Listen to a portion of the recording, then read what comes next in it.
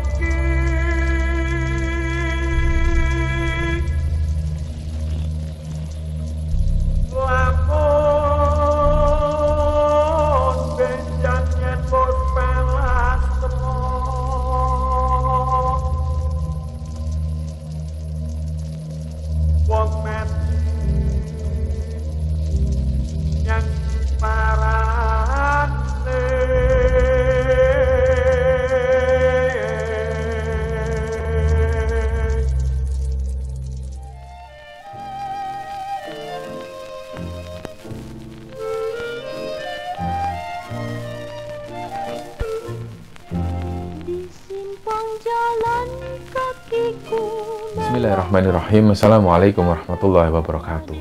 Sobat Gembara Sunyi dimanapun teman-teman berada, pada kesempatan kali ini kami akan membagikan sebuah kisah yang dikirim oleh Sobat Gembara yang bernama Wira yang asalnya dari Jakarta. Sebelum kita masuk ke ceritanya, untuk teman-teman yang nonton tayangan ini dan belum subscribe, jangan lupa untuk subscribe lebih dulu agar channel Gembara Sunyi ini lebih berkembang lagi dan kami lebih bersemangat lagi dalam membuat konten-konten terbaru di Gembara Sunyi. Dan untuk teman-teman yang telah mendukung kami sejauh ini, kami mengucapkan terima kasih banyak. Semoga amal kebaikan teman-teman dibalas kebaikan berlipat oleh Allah Subhanahu wa Ta'ala.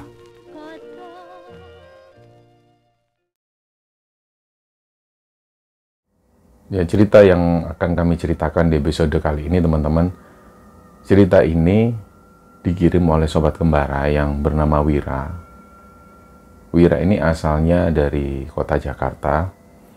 Dan dia ingin membagikan cerita yang pernah terjadi dulu, yang pernah dialami oleh neneknya. Jadi Wira ini punya nenek yang panggilannya adalah Mbah Putri. Nah, Mbah Putrinya ini tinggal di sebuah desa di Wonogiri. Desanya itu berbatasan langsung dengan daerah Ponorogo. Di sana Mbah Putrinya itu tinggal di sebuah desa terpencil sekali. Jadi di masa-masa itu ibunya Wira masih tinggal di daerah Wonogiri ini. Nah, ketika Wira sudah tinggal di Jakarta, Wira sendiri masih sering berkunjung ke sana, terutama ketika menjelang Lebaran. Yang bisa digambarkan oleh Wira adalah rumah Mbak Putri ini ada di sebuah pekarangan yang besar sekali, dan di sana ada 3 buah rumah. Rumah yang di tengah inilah yang ditempati oleh Mbak Putri. Dulu di masa-masa Mbak Putri ini masih ada suami, artinya masih ada kakeknya Wira. Beliau itu normal. Apa yang dilakukan Mbak Putri ini seperti layaknya orang normal. Tapi ketika kakeknya Wira ini meninggal, yang dilakukan Mbak Putri ini di luar nalar manusia. Dan menurut beberapa saksi mata waktu itu, terutama tante dan juga om-omnya Wira yang tinggal di sana yang melihat kejadian ini langsung, mereka itu bisa memastikan bahwa Mbak Putri ini seperti mengalami gangguan kejiwaan. Tapi di satu sisi lain, tiba-tiba semenjak kakeknya Wira itu meninggal, Mbak Putri ini punya kemampuan lebih, kemampuan yang sebelumnya tidak pernah dimiliki oleh Mbak Putri.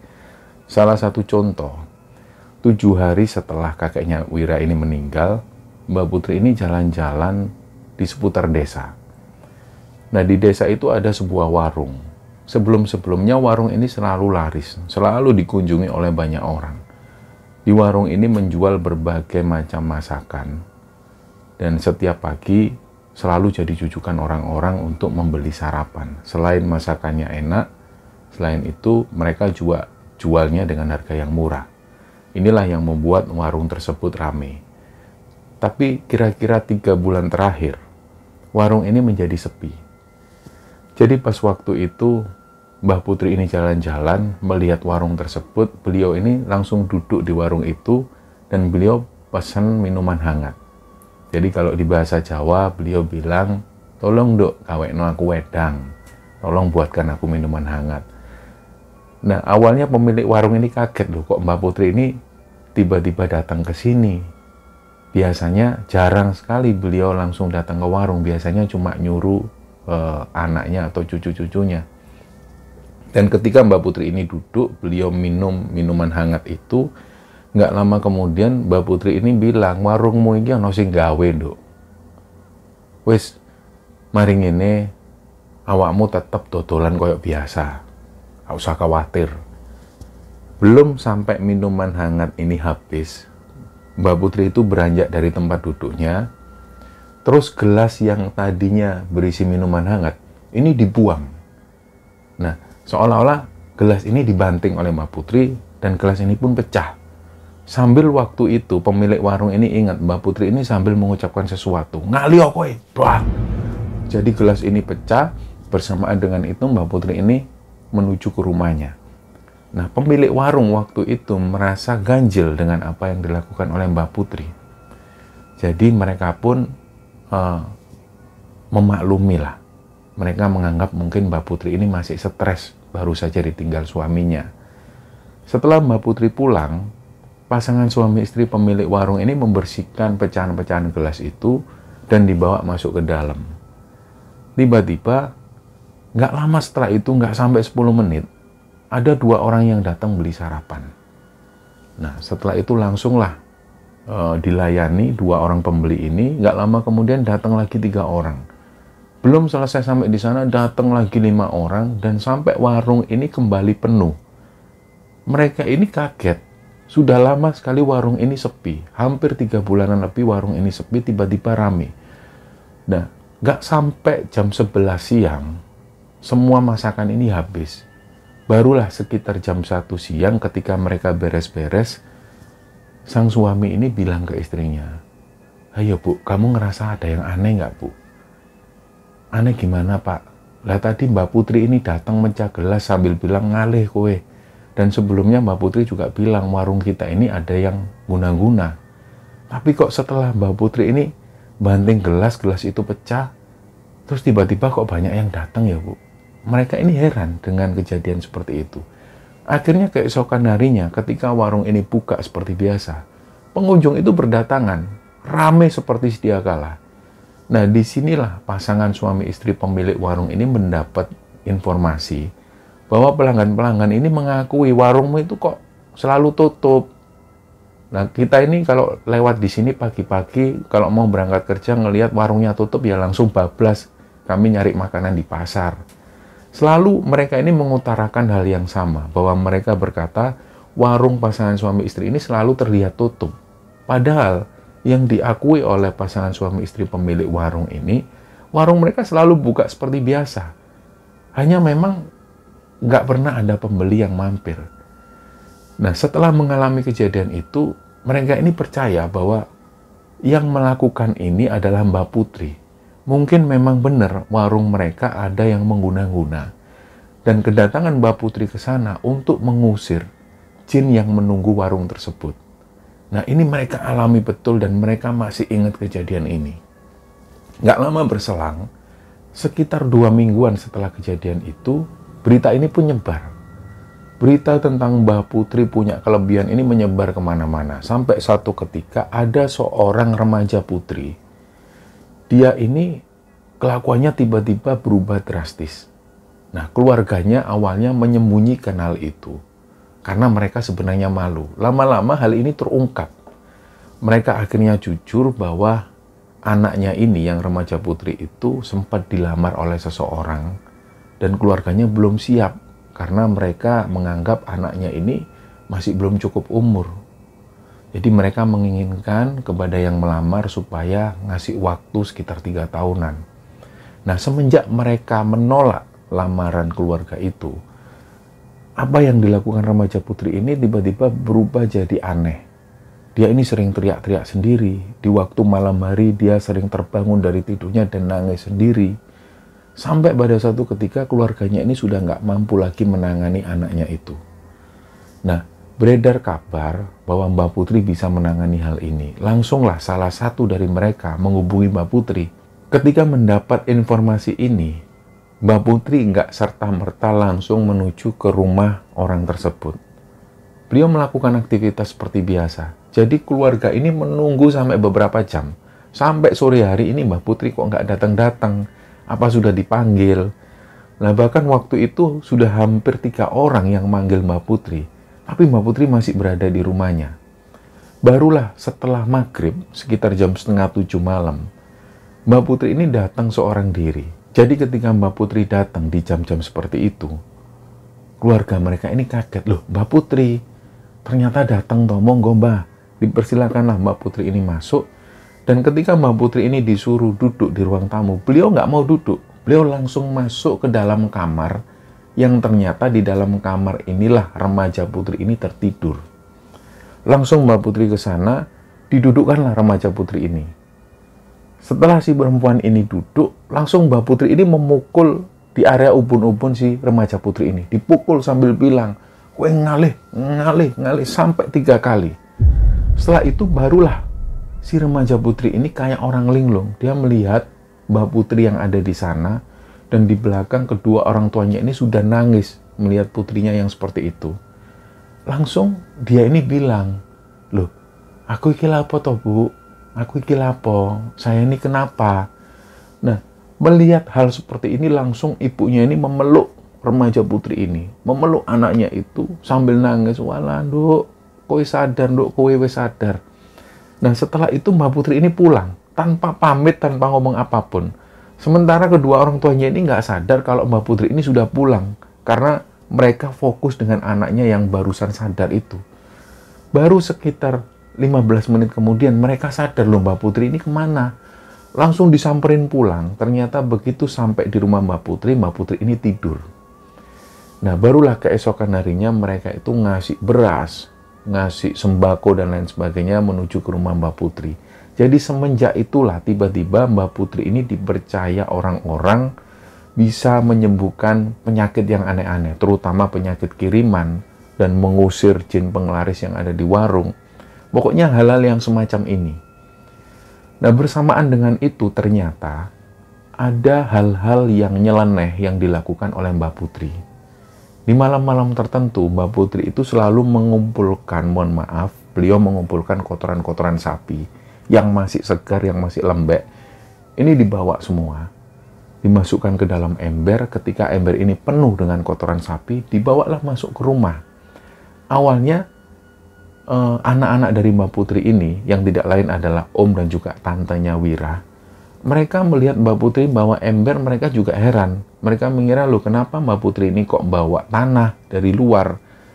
Ternyata begitu mereka masuk, mereka baru menyadari yang dibawa Mbak Putri ini adalah kotoran sapi. Dan kotoran sapi ini semua ditumpahkan ke lantai kamarnya Mbak Putri. Nah, langsunglah mereka tanya anak-anaknya ini, "Loh Mbak, kenapa kok diginikan kamarnya? Kan bau semua, tujuannya apa?" Tapi Mbak Putri ini cuma bilang, "Wes toh, ra usah melu-melu urusanku. Wes kono ngurusi urusanmu dewe." Jadi seketika itu juga mulailah menjadi perbincangan. Anak-anak Mbak Putri ini saling ngomong satu sama lain. Bahkan ibunya Wira waktu itu yang posisinya ada di Jakarta juga mendapat informasi ini, bahwa Mbak Putri melakukan sesuatu yang nyeleneh. Di antaranya adalah memasukkan kotoran sapi di dalam kamarnya. Nah, nggak berhenti sampai di sana.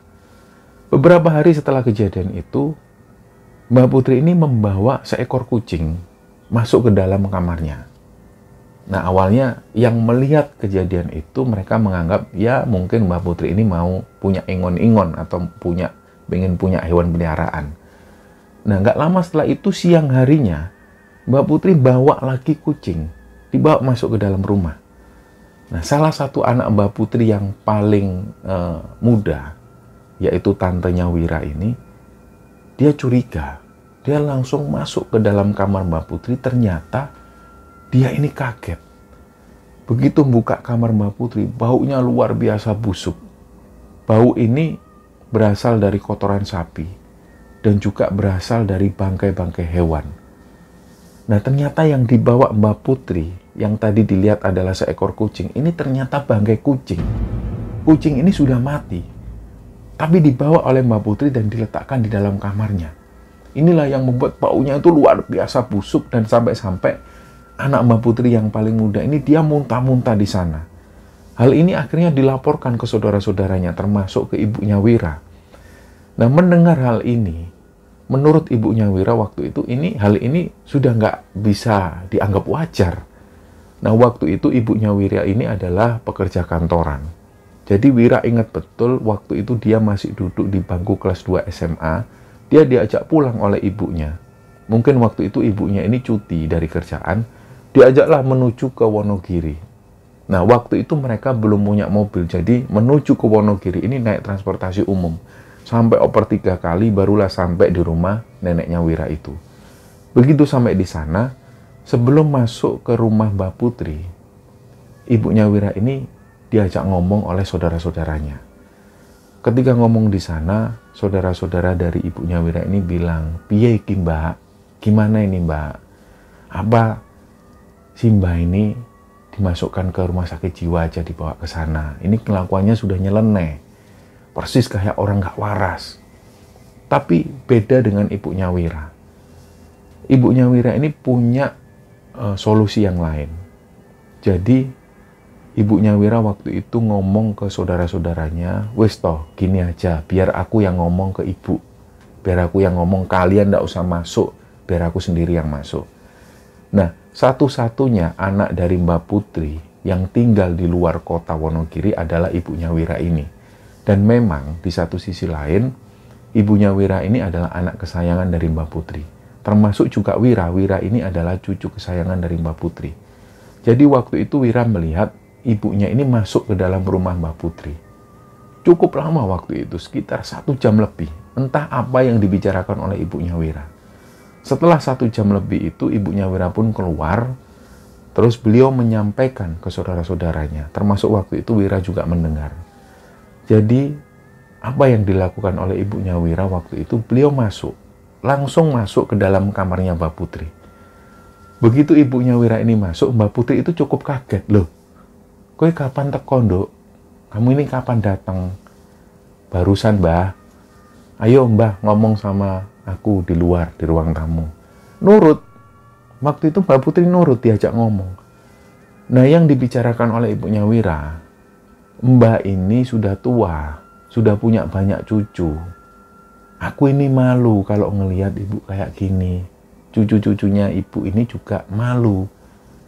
Kami ini memandang ibu itu sebagai seorang Mbah Putri. Jangan sampai warga kampung tahu tentang hal ini. Wes toh, aku di sana di Jakarta itu ngurusi keluargaku. Aku nggak mau ngurusi ibu yang kayak gini.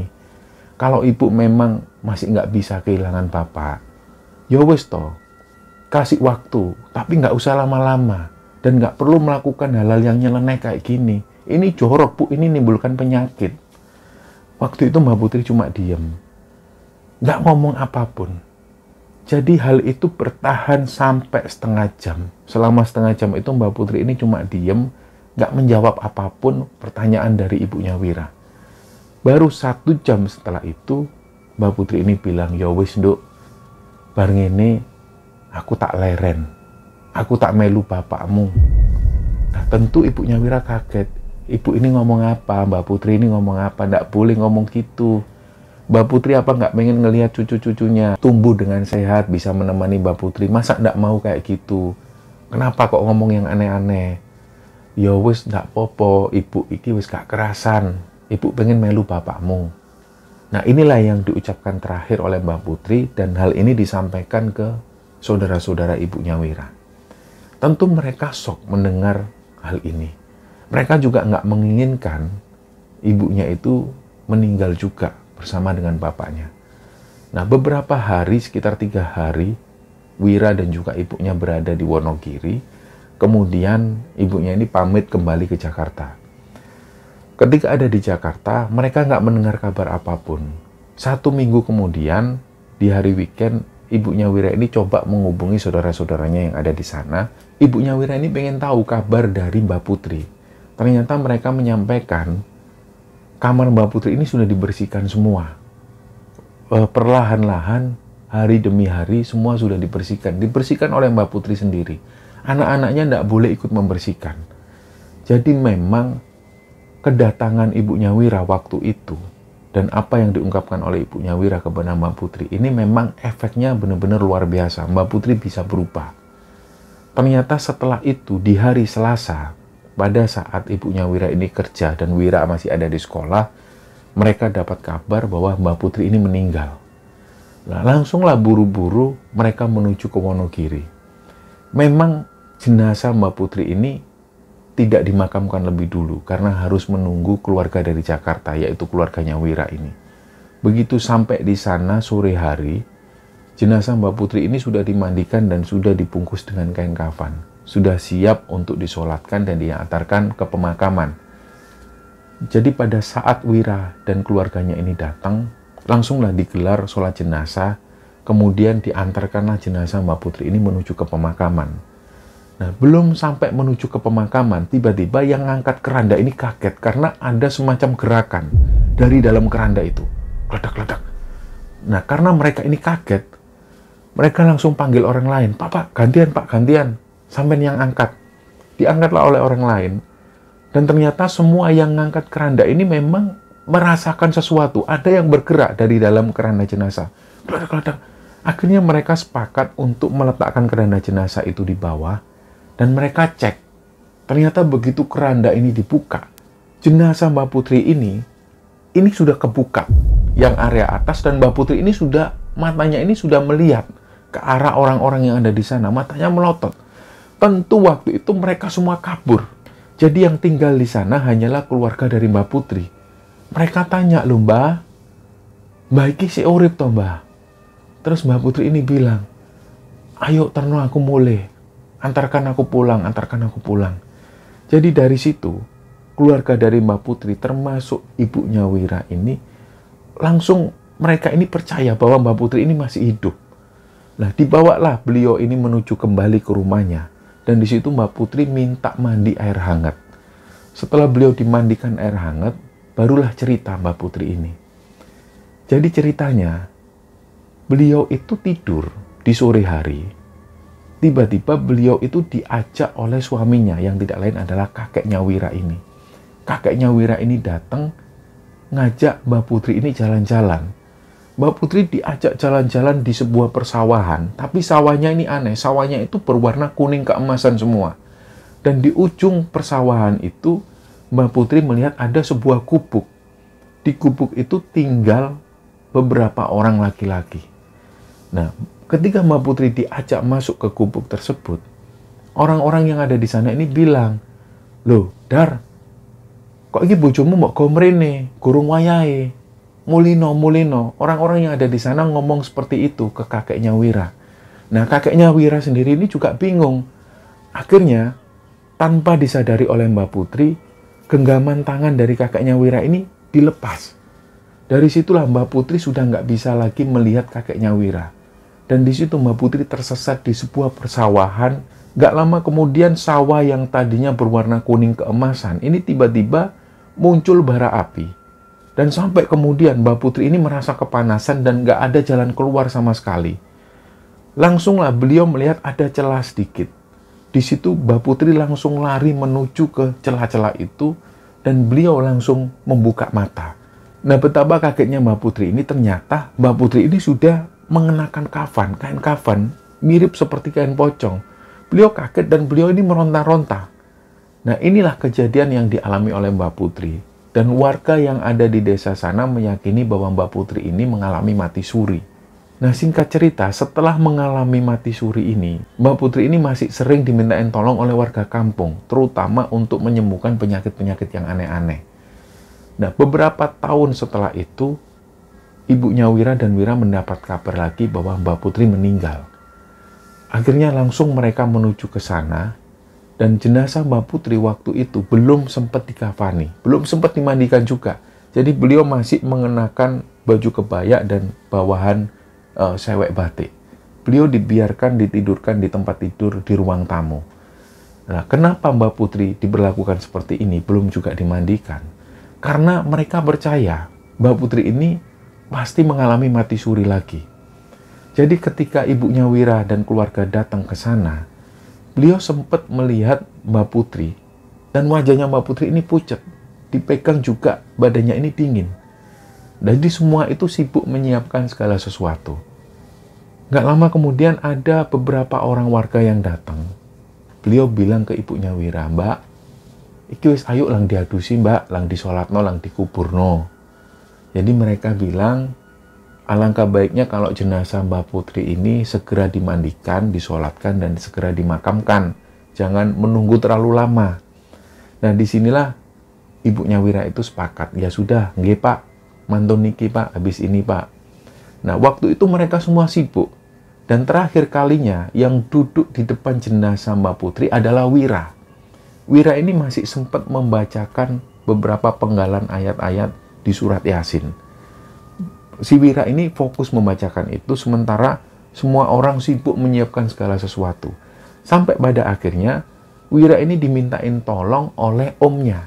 "Wir, si Wir berhenti dulu ngajinya. Bantuin om, bawa air menuju ke depan." "Oh ya om."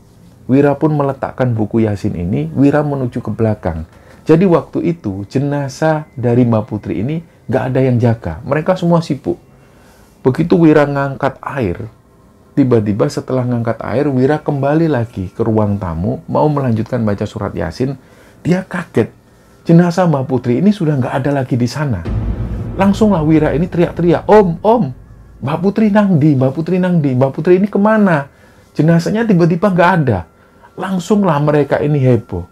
Dan seketika itu juga, beberapa keluarga itu mendengar ada suara orang yang mandi di dalam kamar mandi dan sambil bersuara. Ketika guyuran demi guyuran, ini memunculkan suara. Suaranya memang mirip suara Mbak Putri, tapi suaranya itu terlihat lebih kencang dan terlihat seperti suara laki-laki. Nah, mulailah kamar mandi ini diketuk. Mbak keluar mbak. Nah, sementara di dalam kamar mandi itu masih terdengar guyuran air dan masih terdengar suara. Akhirnya waktu itu ditunggu. Sampai sekitar 5 menitan, suara ini pun berhenti. Dan pintu kamar mandi ini dibuka. Ternyata yang di dalam itu Mbak Putri. Tapi yang membuat mereka ini kaget, Mbak Putri ini ternyata hidup lagi. Jadi untuk kedua kalinya Mbak Putri mengalami mati suri. Dan beliau ceritakan lagi kejadiannya seperti apa. Jadi Mbak Putri itu ceritanya, dia ini didatengin oleh sosok kakeknya Wira lagi. Nah waktu itu Mbak Putri bilang, beliau nggak mau ikut kakeknya Wira ini. Beliau masih pengen melihat anak cucunya tumbuh dewasa. Tapi kakeknya Wira itu maksa. Ditariklah tangan Mbak Putri ini. Belum sampai keluar rumah, Mbak Putri ini pingsan. Dan pada saat itulah Mbak Putri dikabarkan meninggal. Nah tiba-tiba ada sosok tinggi besar. Dia ini pakai jubah putih. Dia datangin Mbak Putri dan membangunkan Mbak Putri. Mbak Putri disuruh mandi supaya seger badannya. Nah kejadiannya seperti itu. Sampai kemudian berbulan-bulan setelah kejadian itu, Mbak Putri masih sering didatengin oleh warga sekitar yang minta pertolongan. Terutama pertolongan tentang penyakit-penyakit yang aneh. Nah, singkat cerita, di tahun 2015, Wira ini dikabari bahwa Mbak Putri meninggal. Nah, waktu itu Wira sudah mempunyai mobil pribadi. Mereka sekeluarga pulang menuju ke Wonogiri.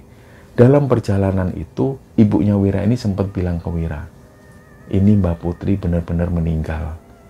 Mbak Putri sudah nggak mati suri lagi. Ibu kerasa." Terus Wira tanya, "Kok ibu yakin kalau Mbak Putri benar-benar meninggal nggak mati suri?" Nah disinilah ibunya Wira cerita. Malam sebelumnya, ibunya Wira ini didatengin oleh Mbak Putri. Dalam mimpinya itu benar-benar seperti nyata. Mbak Putri itu buka pintu kamar, terus beliau duduk di samping ibunya Wira. Mbak Putri ini ngelus-ngelus kepala ibunya Wira sambil bilang, "Dok, ibu budal yo, jogoan adik-adikmu, sing rukun ambek dulur." Setelah itu Mbak Putri ini beranjak dari tempat duduknya dan keluar dari pintu rumah. Dari situlah langsung ibunya Wira ini berpendapat nggak akan lama lagi Mbak Putri meninggal. Ternyata keesokan paginya ibunya Wira dikabari bahwa Mbak Putri meninggal. Dan saat itulah ibunya Wira ini percaya bahwa Mbak Putri benar-benar meninggal dan nggak mati suri lagi. Singkat cerita, ketika sampai di sana, jenazah Mbak Putri ini dimandikan, dikafankan, dan disolatkan, dibawa menuju ke pemakaman.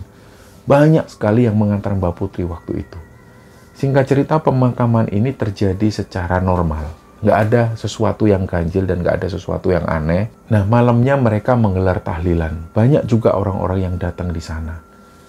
3 hari kemudian, setelah tahlilan ini selesai, banyak dari om dan juga tante-tantenya Wira ini yang tidur di ruang tamu. Mereka tidur di sana.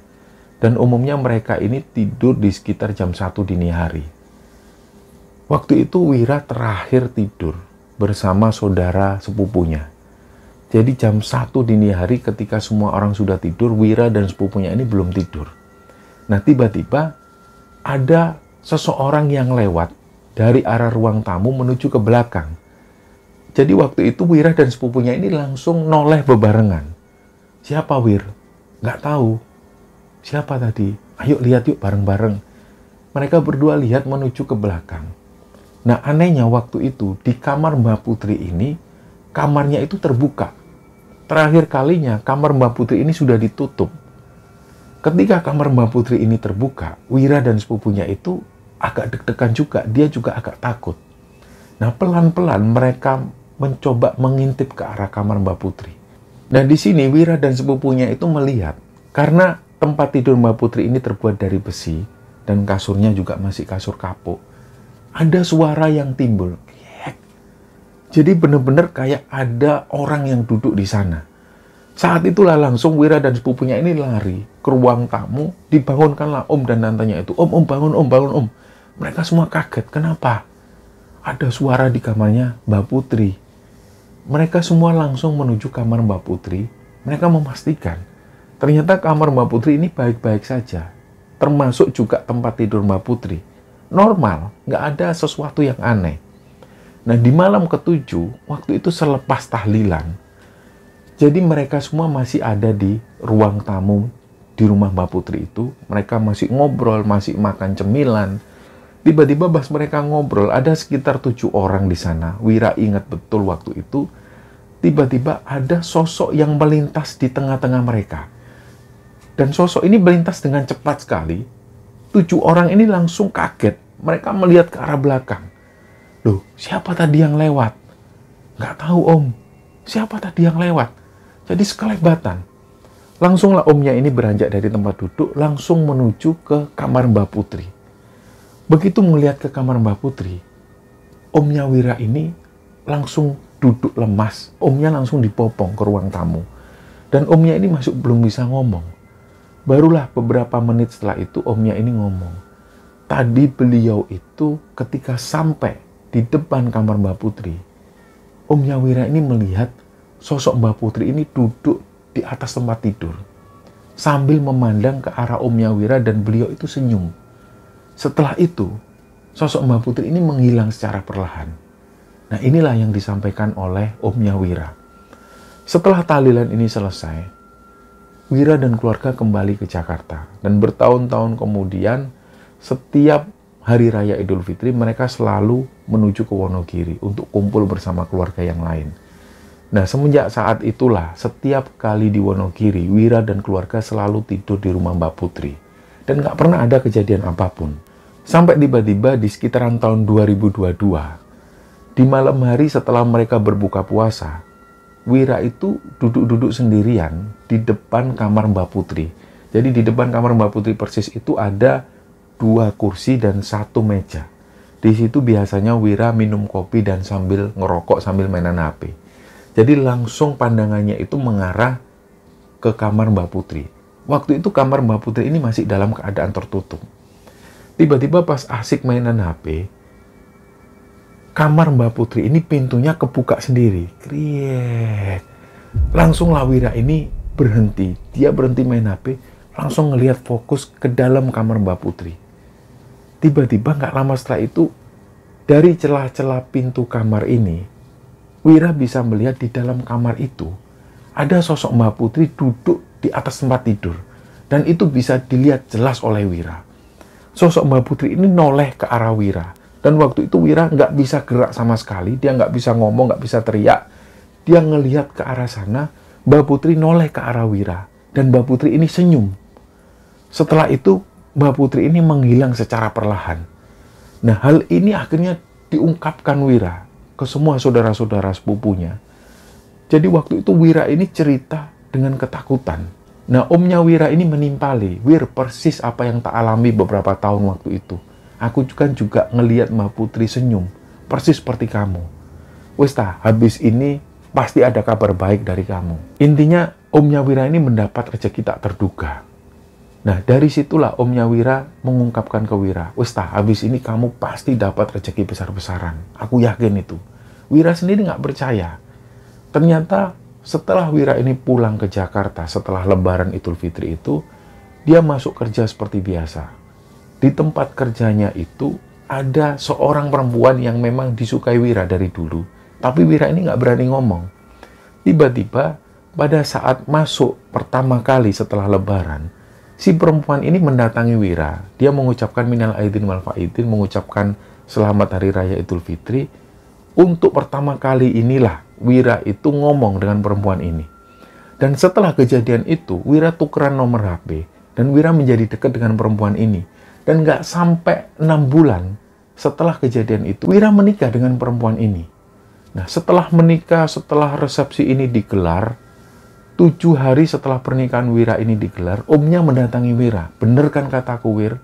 Setelah kamu disenyumi sama Mbak Putri, kamu dapat rezeki non-blok. Ya ini kan, bener kataku, pernikahanmu ini rezeki non-blok itu."